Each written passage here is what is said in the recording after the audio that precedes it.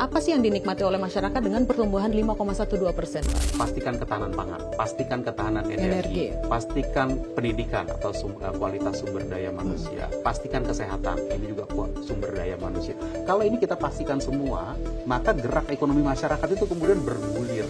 Ada surveinya Bank Indonesia juga ya Pak, tentang indeks keyakinan konsumen, indeks keyakinan masyarakat kita ke prospek ekonomi. Terakhir saya ingat angkanya 115 per September. Tapi kalau dibandingkan di awal tahun, kalau saya tidak keliru, angkanya masih di sekitar 123, Pak. Artinya kan ada penurunan yang signifikan ya atas keyakinan masyarakat terhadap prospek ekonomi, Pak. Tingkat keyakinan konsumen itu satu hal. Selama dia masih di atas 100, itu berarti dia masih confident. Kelas menengah kita sebenarnya sudah turun dari sebelum pandemi, loh Pak. Apa peran fiskal untuk mencegah kelompok menengah ini turun kelas menjadi kelompok miskin? Mbak Mega menyebutkan PHK, tapi tingkat pengangguran turun. Artinya penciptaan lapangan kerja ini yang harusnya kita lihat secara utuh. Anggaran yang sudah diberikan, anggaran yang sudah dialokasikan, jadi belanjakan.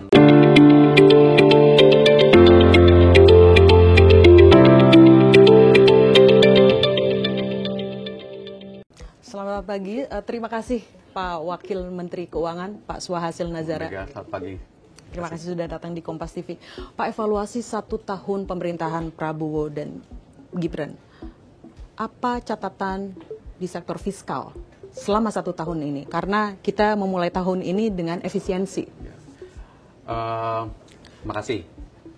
Pertama, makasih ini ya, Kompas TV membuat acara review 1 tahun fiskal pemerintahan Presiden Prabowo dan Wakil Presiden Gibran. Kan diangkatnya pemerintahan ini tanggal 20 Oktober 2024, setahun yang lalu. Apa yang terjadi di Oktober itu? Pertama, dari ini fiskal ya, ini benar-benar bicara fiskal. Pertama APBN. adalah kita dalam Oktober, November, Desember 2024 menyelesaikan APBN 2024. Karena kan masuknya di tengah-tengah, bukan di tengah-tengah ya, tapi di Oktober, di penghujung tahun. Masih ada dua bulan lebih. Ini mesti kita selesaikan waktu itu. Termasuk menyesuaikan dengan arahan dari kabinet yang baru. Ada sejumlah kementerian yang dibuat baru, ada kementerian yang dipecah, ada kementerian yang diatur ulang. Okay. Nah ini secara keuangan negara, ya mesti kita, tata kelolanya mesti kita rapikan. Bagaimana supaya pertanggungjawaban dari keuangan negara yang pada bulan Oktober itu struktur organisasinya berubah, itu tetap dilakukan dengan tata kelola yang baik. Okay. Memecah anggaran, realokasi anggaran, termasuk kemudian berikutnya barang-barang milik kementerian ditata ulang dan seterusnya. Nah, bersamaan dengan itu kita juga mempersiapkan perjalanan APBN 2025 yang diketok oleh DPR bersama pemerintah di pemerintahan sebelumnya, namun kemudian dijalankan oleh pemerintahan Presiden Prabowo dan Gibran mulai 1 Januari 2025. Nah, ketika mulai menjalankan ini tentu dijalankan oleh struktur kabinet, struktur pemerintahan yang baru. Dan Bapak Presiden di bulan Januari itu memberikan arahan kepada kita semua untuk melakukan efisiensi dengan cara menyisir anggaran. Jadi itu bulan Januari. Kita mulai di minggu pertama, minggu kedua, salah satu tugas kita adalah melakukan penyisiran anggaran. Waktu itu cukup seru nyisir anggaran itu. Karena kita menggunakan beberapa kata kunci yang kita anggap bisa mendorong efisiensi. Misalkan apa? Kalau ingat, mungkin ini 9 bulan yang lalu, perjalanan dinas kita kurangi. Lalu kemudian yang sifatnya alat tulis kantor, karena sekarang sudah banyak yang memakai sistem informasi. Ada 16 kata kunci yang ketika itu kita gunakan untuk menyisir anggaran. Nah, tapi anggaran itu disisir bukan hanya sekedar untuk dipotong dan dikurangi. Setelah kita menyisir anggaran itu, kemudian Bapak Presiden memberikan arahan banyak sekali mengenai program-program prioritas. Nah, kita pada hari ini, di bulan Oktober, 1 tahun pemerintahan, kita lihat banyak program prioritas yang diberikan arahan oleh Bapak Presiden. Ini adalah dibiayai dengan sebagian besar dengan relokasi anggaran. Anggaran yang tidak efisien, kita lakukan waktu itu istilahnya pemblokiran, lalu kemudian kita refocusing, kita lakukan reprioritisasi. Maka sekarang kita lihat banyak program yang muncul. Okay. Tapi sebenarnya bukan program yang dadakan, karena dari awal Bapak Presiden Prabowo dan Wakil Presiden Gibran itu memikirkan mengenai 8 program prioritas. Ketahanan pangan, ketahanan energi, pendidikan, kesehatan, termasuk MBG, UMKM, lalu kemudian pertahanan semesta, dan juga yang namanya mendorong investasi. Ya, salah satunya nanti lewat Danantara. Lalu kemudian kita lihat secara fiskal, kita juga melakukan pergeseran anggaran, membiayai program-program yang penting, dan kita berkoordinasi dengan sangat erat dengan otoritas yang terkait, termasuk juga yang kemudian dibentuk, yaitu Danantara, yang menjadi sekarang adalah anchor dari investasi dari negara kita. Baik, Pak, itu efisiensi itu, tapi ternyata pertumbuhan ekonomi kita naik di kuartal 2, ya betul, 5,12%. Sebenarnya konkretnya Pak, efisiensi berjalan, pertumbuhan ekonomi kita bisa naik. Masyarakat sebenarnya apa sih yang dinikmati oleh masyarakat dengan pertumbuhan 5,12%, Pak? Gini ya, cara kita mengelola ekonomi itu, ya kita mungkin kalau cara memikirkan indikatornya adalah kita ingin meningkatkan produk domestik bruto. Meningkatkan pertumbuhan itu kan pertumbuhan atas produk domestik bruto. Jadi produk domestik bruto ini kita ingin tingkatkan karena itulah pendapatan masyarakat. Nah, ketika kita meningkatkan itu, berapa persen naiknya? Ini ya angkanya yang dari di mana nih? Dari 2023, terus kita ada di kisaran sekitar 5%-an. Kita ingin lebih tinggi. Bapak Presiden malah ingin ini 8%. Kita ingin mencari cara supaya bisa meningkatkan gerak ekonomi masyarakat ini menuju pertumbuhannya 8%. Nah, sekarang berapa besar APBN-nya? Ya, APBN-nya itu 3.500 triliun, belanja APBN. Total belanja APBN kira-kira 3.500-an. Nah, tapi produk domestik bruto yang kita ciptakan di Indonesia itu kaliber 22.000-23.000 triliun. Yang berarti itu hanya sekitar, APBN itu hanya sekitar 14% dari total produk domestik bruto. Lalu kemudian yang 85-86% lain yang menciptakan siapa? Yang menciptakan itulah dunia usaha dan masyarakat. Dunia usaha yang buka usaha, termasuk badan usaha milik negara, badan usaha milik swasta, semua komponen masyarakat yang melakukan konsumsi, rumah tangga yang melakukan konsumsi, itu yang kemudian membentuk produk domestik bruto. Sehingga kita selalu berpikir bagaimana caranya yang 3.500 triliun, yang 14% dari PDB itu bisa memaksimalkan gerak ekonomi masyarakat sehingga membentuk PDB yang jauh lebih besar. Nah, kita menginginkan itu. Ya. Nah, gimana caranya? Caranya ya harusnya yang 3.500 triliun tadi masuk ke titik-titik yang dianggap bisa mendorong gerak ekonomi.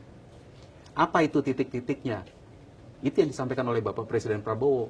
Pastikan ketahanan pangan, pastikan ketahanan energi, pastikan pendidikan atau kualitas sumber daya manusia, pastikan kesehatan, ini juga sumber daya manusia. Kalau ini kita pastikan semua, maka gerak ekonomi masyarakat itu kemudian bergulir dia. Di 3.500-nya masuk ke titik-titik penting, bayangkan ini kayak titik akupunktur. Kayak titik akupunktur, ditekan titik yang ini dengan 3.500 triliun, maka yang berdampak. Itu nama yang dampak itu yang kita sebut dengan angka pengganda atau multiplier effect itu. Baik, Pak, dari 5,12% estimasinya sampai akhir 2025, seperti apa sih Pak pertumbuhan ekonomi kita, Pak? Kita inginnya ini naik terus. Ya, kalau di kuartal kedua kemarin 5,12, kita lihat deh kuartal ketiga. Apalagi kuartal ketiga ya, kalau lihat kuartal ketiga 2024, kan 4,95. Jadi base-nya agak rendah. Kita berharap nanti kuartal 3 angkanya akan bisa lebih tinggi dari 5,12. Oke. Ya kan? Nah, kita tunggu aja. ya, supaya kita kan angka ini yang mengeluarkan Badan Pusat Iya Statistik. sih, betul. Tapi ini juga menarik nih, Pak. Q3 2023, Q3 2024, kecenderungannya kuartal 3 itu agak turun ya, Pak? Nah, bagaimana nih Moga-moga nggak kira-kira? turun, ya. Kita ingin dia terus naik. Oke, dan sampai akhir 2025, kemarin Pak Menkyu juga bilang sekitar 5,5%. Kita lihat deh angkanya ya, supaya kita nggak terjebak hanya sekedar angka, tapi kualitas ekonomi masyarakat. Betul, ini, kualitasnya. ya, kualitasnya ini termasuk bagaimana kita nanti lihat statistik-statistik yang muncul, angka kemiskinan, ya, angka pengangguran. Ini adalah statistik-statistik yang kita pantau terus. Kalau perekonomian kita menuju angka 5,2, angka 5,5, ini akan dengan sendirinya mendorong percepatan penurunan kemiskinan, mendorong penurunan dari angka pengangguran di kita. Pak, tapi gini, ada surveinya Bank Indonesia juga ya Pak, tentang indeks keyakinan konsumen, indeks keyakinan masyarakat kita ke prospek ekonomi. Terakhir saya ingat angkanya 115 per September, itu tentang prospek. Apakah itu inline pada akhirnya nanti dengan kuartal keempat? Karena ya memang masih optimistis, tapi kalau dibandingkan di awal tahun, kalau saya tidak keliru, angkanya masih di sekitar 123, Pak. Artinya kan ada penurunan yang signifikan ya atas keyakinan masyarakat terhadap prospek ekonomi, Pak. Saya lihat ya, kita perhatikan banyak indikator. Ya, bukan hanya tingkat keyakinan konsumen itu satu hal. Selama dia masih di atas 100 itu berarti dia masih confident. Kemudian indeks penjualan retail. Jangan lupa, ini juga konsumsi masyarakat itu bukan hanya satu indikator. Kemudian di sisi produksi, ya, sekarang itu PMI manufaktur kita di atas 50 masih ya, ekspansif di atas 50, ya. jadi masih ekspansif. Kita berusaha tahan terus di atas 50 dan hanya 40% negara di dunia yang di atas 50 angkanya. 50% yang lainnya, 55% yang lainnya itu sedang agak kesulitan. Tapi ini angka yang dinamis, ya. Jadi selalu masyarakat itu melihat apa yang terjadi di luar sana, lalu kemudian melihat kegiatan ekonomi yang tersedia, apakah harga itu cukup mendukung inflasi kita di angka yang cukup stabil di sekitar 2,5-2,7%. Ini adalah semua membangun confidence. Nah, tentu kita harus perhatikan terus ya dari waktu ke waktu. Dan kalau memang ada yang perlu kita step in, kita masuk. Tentang manufaktur itu menarik karena kami punya data juga tentang PHK itu kan angkanya terus meningkat ya Pak. Meskipun PMI kita masih di atas 50, masih ekspansif. Tapi sebenarnya gini Pak, yang ingin saya pastikan, yang ingin kami pastikan, apa sih sebenarnya peran fiskal terhadap sektor manufaktur? Apa yang dinikmati oleh sektor manufaktur atas fiskal 1 tahun terakhir? Kok rasanya gaungnya sedikit redup karena program-program yang lain. Sebenarnya ada nggak sih komitmen fiskal terhadap sektor manufaktur ini, Pak? Banyak. Jadi ya, komitmen paling pertama ya, fiskal itu membangun, yang saya omongin lagi, ketahanan pangan, ketahanan energi. Itu banyak manufakturnya. Pendidikan. Kalau kita membangun kualitas sumber daya manusia lewat pendidikan dan kesehatan, yang pakai itu siapa? Ya sektor. Ya sektor pertanian, ya sektor manufaktur, ya sektor keuangan, semua yang memakai adalah itu. Lalu kemudian juga kalau kita sekarang manufaktur banyak menyerap tenaga kerja. Ada nggak support dari fiskal untuk sektor ketenaga kerjaan? Banyak sekali. Ada BPJS ketenaga kerjaan, ada kementerian sendiri dengan tugas-tugas kementeriannya, ada berbagai macam program-program yang di stimulus 1, stimulus 2, sektor manufaktur diberikan PPh 21-nya bisa ada beberapa insentif. Dan secara spesifik nanti saya minta ditunjukkan oleh teman-teman ya, nanti Kementerian Keuangan akan sampaikan datanya. Ada sejumlah penerimaan pajak yang dari sektor manufaktur itu tidak dipungut. Sengaja tidak dipungut. Misalkan apa? Tax holiday, tax allowance, lalu kemudian juga sejumlah pajak yang harusnya dapat dipungut oleh negara, tapi tidak dipungut, dan itu ada yang di sektor manufaktur, ada yang di sektor pertanian. Contohnya ya, misalkan pajak pertambahan nilai untuk barang produk pertanian itu dinolkan. Padahal itu namanya transaksi. Jadi kalau biasanya transaksi kan ada pajak masukan, ada pajak keluaran, tapi untuk sektor pertanian tidak. Penyerahan barang-barang pokok tidak. Nah, ini adalah bentuk insentif.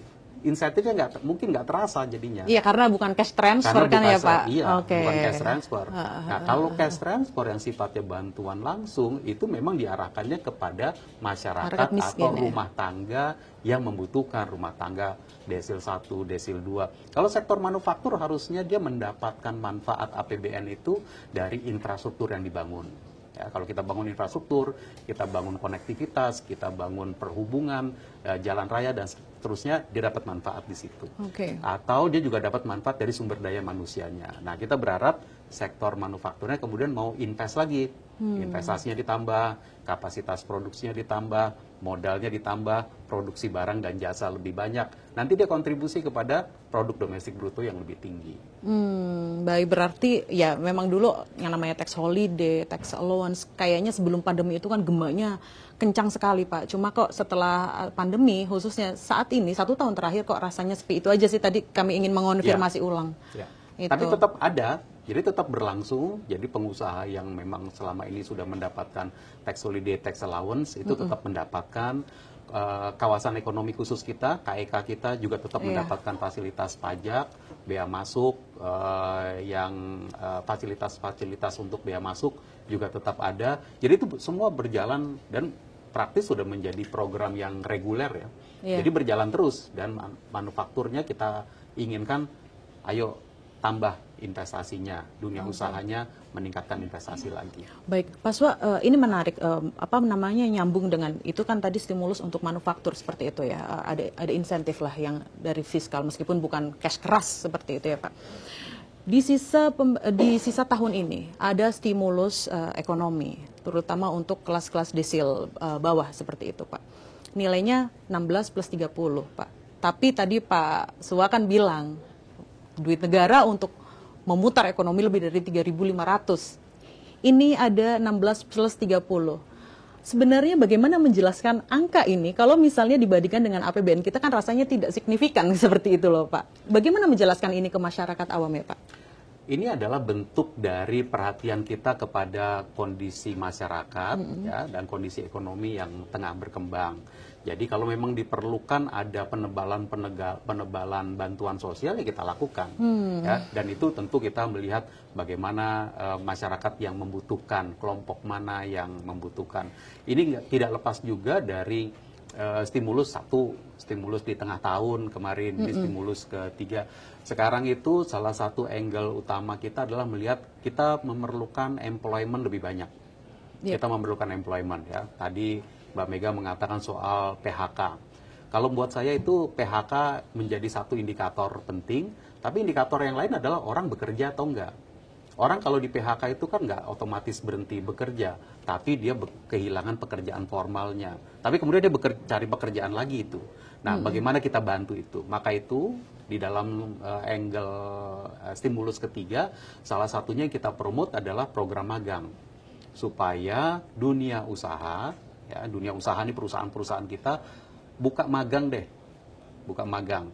Rekrut para lulusan-lulusan kita yang baru lulus. Yang S1, nanti kita akan lihat lagi possibility merekrut peserta yang lebih luas, tapi kemudian mereka bekerja. Nah, negara masuknya di mana? Negara masuknya kita bayarin upah minimum regionalnya. Ya, APBN bayarin upah minimum regional, tapi apakah itu berarti perusahaan boleh bayar lebih tinggi nggak? Boleh aja. Karena kan kalau dia bekerja di perusahaan itu nanti akan meningkatkan kapasitas produksi si pengusaha. Bisa memproduksi barang lebih banyak, bisa merekrut tenaga kerja, lalu kemudian menjadi bagian dari faktor produksi. Nah, kita berharap ini akan menjadi pengungkit dari dunia usaha kita bekerja lebih intens. Sehingga nanti kontribut kemana? Dia kontribut lagi ke PDB kita. Dan kita juga berharap bahwa dengan ada program magang yang ibaratnya APBN membayari sementara, ini menjadi pengungkit pengusaha untuk bisa melihat, oh ini ternyata banyak pekerja yang bisa kita rekrut. Kalau habis itu mau direkrut secara formal, menjadi lebih bagus lagi. Mungkin nggak 100% direkrut secara formal, tapi ini kan seperti kayak mencocokkan gitu ya. Ada yang cari kerja, ada pengusaha yang ingin meningkatkan kapasitas produksi. Saya baca berarti memang kalau secara nominal, dibandingkan dengan APBN seolah-olah kecil, tapi multiplier effect itulah yang diinginkan oleh pemerintah, begitu ya Pak. Masih nyambung tentang stimulus, tapi ini belanja negara nanti dulu. Saya ingin ini Pak, kelas menengah. Ini nyambung ya antara stimulus dan kelas menengah. Pak, faktanya ini data BPS dan LPM UI, kelas menengah kita sebenarnya sudah turun dari sebelum pandemi loh Pak. 2024 angkanya semakin turun. Apa peran fiskal untuk mencegah kelompok menengah ini turun kelas menjadi kelompok miskin? Di dalam desain kebijakannya ya, kita memang harusnya melihat kalau kelompok masyarakat yang paling miskin itu harusnya kita bantu full, ya, bahkan beberapa jenis bantuan itu bisa agak multiple. Ya, multiple itu artinya ada yang dapat PKH, program keluarga harapan 10 juta rumah tangga, ada program bantuan pangan non tunai yang sering nickname-nya itu kartu sembako. Lalu kemudian ada juga penerima bantuan iuran, dibayari iuran untuk jaminan kesehatan nasionalnya. Nah, tapi kan tiap program itu beda-beda coverage yang disasar. Ya. Nah, kalau kayak si jaminan kesehatan nasional itu 96 juta orang lebih dibayari iurannya oleh APBN. Kalau seperti program keluarga harapan 10 juta keluarga. Nah, ini rata-rata semua memang kita lihat ambilnya adalah dari yang paling bawah. Dengan pemahaman bahwa makin desilnya naik, sebenarnya masyarakat itu makin memiliki kemampuan untuk bekerja, kemudian berpartisipasi dalam dunia kerja dan dapat income dari pekerjaan. Kalau yang masyarakat bawah memang income-nya pun disuplemen oleh negara. Nah, kita berharap bahwa gerak ekonomi, kalau pertumbuhan ekonomi jalan terus, maka kemudian dunia usaha itu akan menciptakan lapangan kerja. Menciptakan lapangan kerja yang kita lihat dari tingkat kemiskinannya turun, tingkat penganggurannya juga turun. Mbak Mega menyebutkan PHK, tapi tingkat pengangguran turun. Artinya penciptaan lapangan kerja ini yang harusnya kita lihat secara utuh. Kita memang menginginkan penciptaan lapangan kerja di sektor yang formal. Ya, di sektor yang formal. Jadi dia itu terlindungi, kalau dia di sektor formal itu terlindungi. Kalau dia di sektor formal, dia di dunia usaha, dia terlindungi, maka inilah yang menjadi dasar dari meningkatnya kelas menengah. Jadi dia naik kelas gitu ya, dia naik kelas. Nah, kita memang menginginkan gerak usaha ini dilakukan oleh yang tadi, oleh dunia usaha, oleh yang 86%. Ya. APBN-nya di 14% itu menyentuh titik-titik yang sangat penting. Pangan, penting sekali. Orang itu mesti cukup makannya. Lalu kemudian energi. Lalu subsidi, kemudian pendidikan, kesehatan, desa, UMKM. Lalu kemudian juga yang hilirisasi, investasi dan seterusnya. Ini disentuh oleh APBN. Dunia usahanya mengenerate kegiatan ekonomi. Pertumbuhannya 5%, orang harusnya mendapatkan kerja. Ini juga connect dengan stimulus 3, employment, menciptakan kegiatan ekonomi yang mengenerate penyerapan tenaga kerja. Penyerapan tenaga kerja formal kita inginkan, maka itu kita ungkit dengan magang. Penyerapan yang informal juga kita persilakan, kita dorong, karena informal itu dari dulu, dari 20-30 tahun terakhir selalu menjadi yang kita sebutnya safety valve. Kalau dunia usaha formalnya itu sedang wait and see atau dia sedang lihat sesuatu, maka informal itu pasti akan dia langsung naik, dia diambil oleh sektor informal. Nah, kita nggak mau memaksimalkan sektor informal, kita ingin memaksimalkan sektor formalnya. Itu artinya ini kan masih 2024 ya Pak ya, 2025, 1 tahun terakhir. Kita harapannya gimana nih 2025 nanti kan karena ada stimulus, ada banyak program juga. Karena gini Pak, saya juga yang membuat saya mengapa kami mengambil jumlah kelas menengah ini ya Pak. Rasio pendapatan masyarakat untuk tabungan dalam 3 bulan terakhir juga stagnan. Sebaliknya Pak, untuk konsumsi makanan itu naik, lalu untuk cicilan juga naik. Itu kami masih memakai survei yang sama dengan tadi prospek ekonomi, keyakinan konsumen Pak. Itu menjadi concern kami. Apa sih sebenarnya nih kelas menengah mau dibantu dengan apa sih konkretnya seperti itu sih Pak Suwa? Tabungan sama konsumsi itu kan ya dia barengan ya. Kalau dia memutuskan untuk nabung lebih banyak, Konsumsinya turun biasanya kan gitu kan. dia konsumsinya dia Ya, ngerem. dia rem lalu dia naruh di tabungan. Begitu juga kalau dia memutuskan untuk mengkonsumsi lebih banyak, tabungannya yang rada stagnan. Tapi kalau pertumbuhan pendapatan itu naik terus, lalu kemudian tabungannya dia seperti tadi ya flat sekitar itu, 13,7 tapi konsumsinya terakhir. yang naik, itu kan nyumbang PDB, nyumbang kepada produk domestik bruto, karena kan produk domestik bruto kita itu salah satu komponennya adalah konsumsi. Memang ini kita butuhkan. Nah, kalau ada signal bahwa masyarakat ingin konsumsi lebih banyak, ini juga signal yang bagus untuk dunia usaha produksi barang dan jasa lebih banyak. Bukan karena harganya lebih mahal ya Pak? Kalau lihat harga, lihat inflasinya. Ya, inflasinya sekarang di 2,5-an. Masih terjaga ya? 2,7 itu sesuatu level inflasi yang pertumbuhan 5,12 dengan inflasi di sekitar 2,5 itu banyak bikin iri negara lain. Ya karena pertumbuhan ekonomi juga butuh inflasi kan. Yang terjaga. Negara lain itu inflasinya bisa di atas 2,7, pertumbuhannya jauh di bawah. Nah ini tentu kita mesti mengkapitalisasi, saya nggak bilang Indonesia paling hebat, tapi kita kapitalisasi situasi yang baik ini.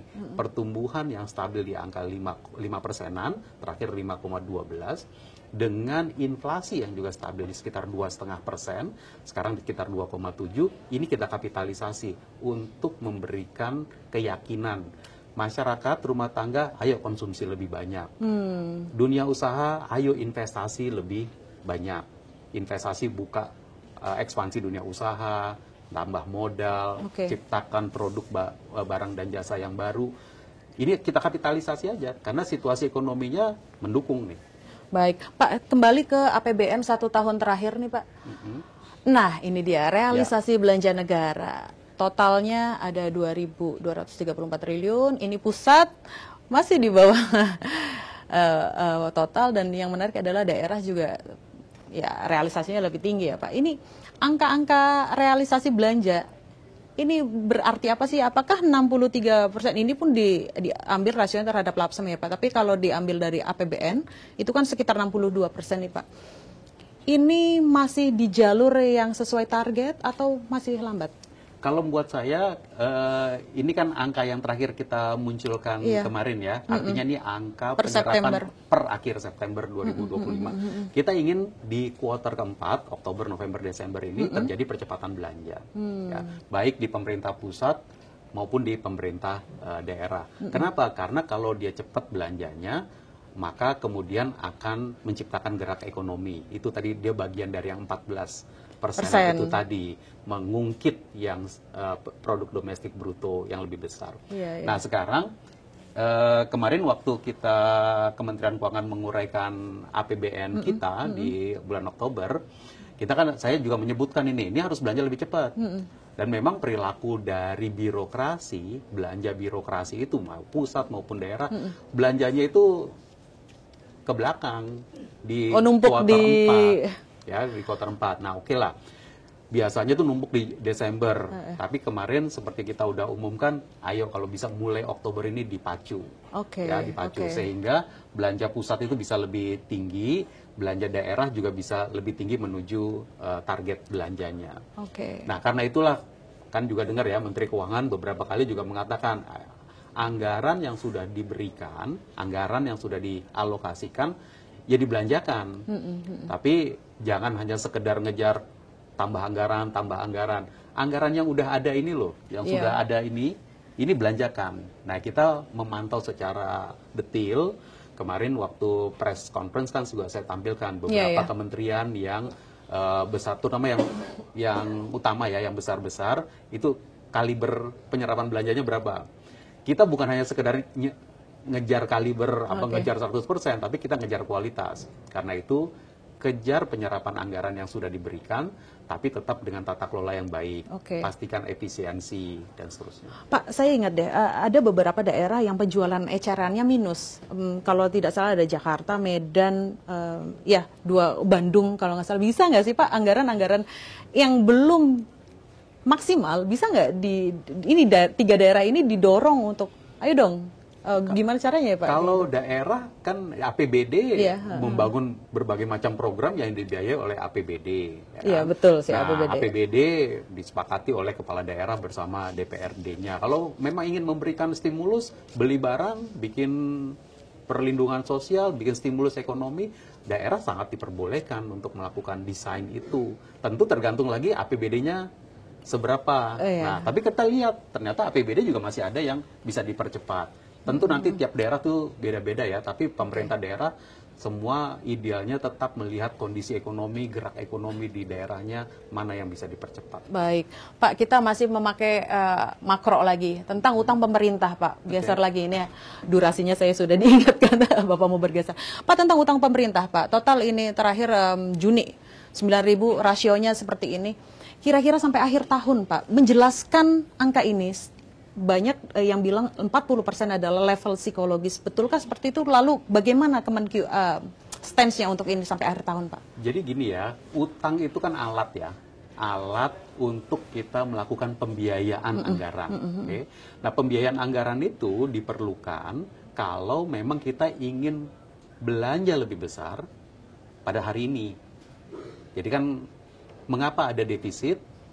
Karena belanja lebih besar dari pendapatan. Tapi itu aman atau enggak? Aman selama utangnya dikelola dengan rapi, produktif, dia sustainable, diperhatikan bagaimana pasar utangnya, bagaimana pasar SBN-nya, bagaimana instrumen SBN-nya mendapatkan confidence dari para investor atau tidak. Nah, sekarang kita lihat angka ini.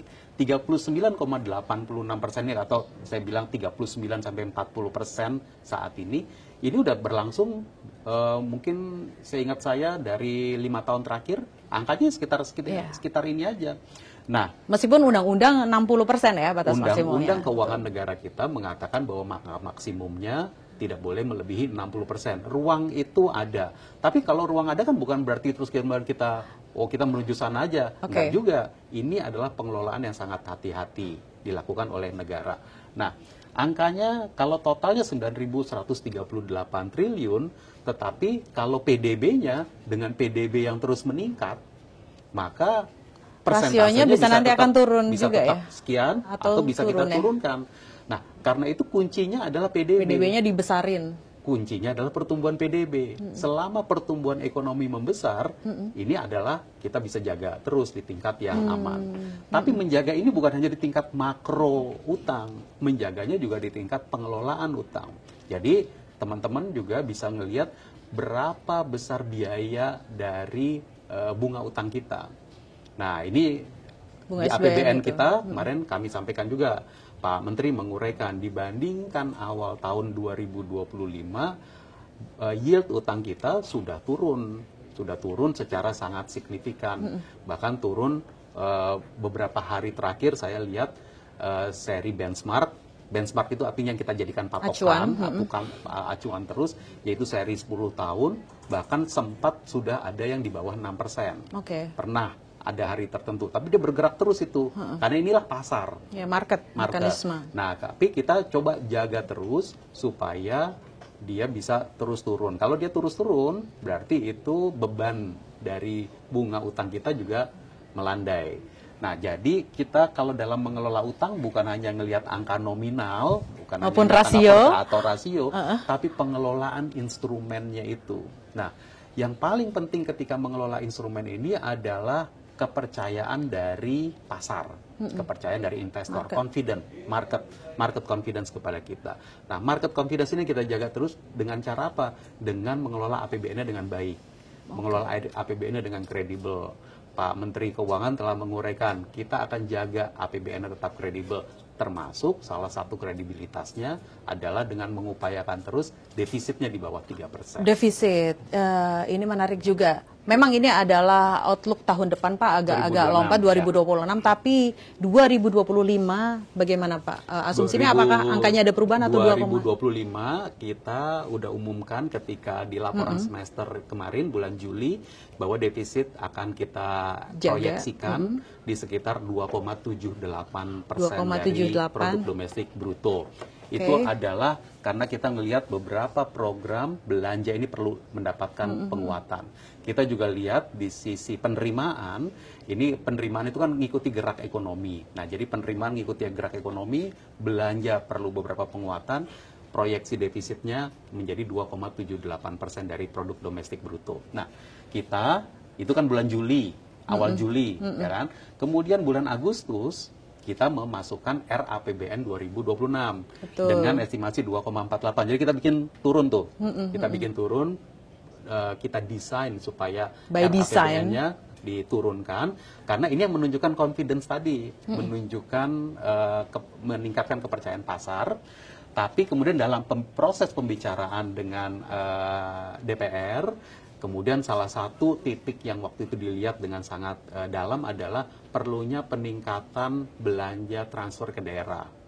Jadi dari waktu kita majukan RAPBN-nya 650 triliun, ketika kita dalam proses diskusi dengan DPR menjadi 693 triliun, nambah 43 triliun.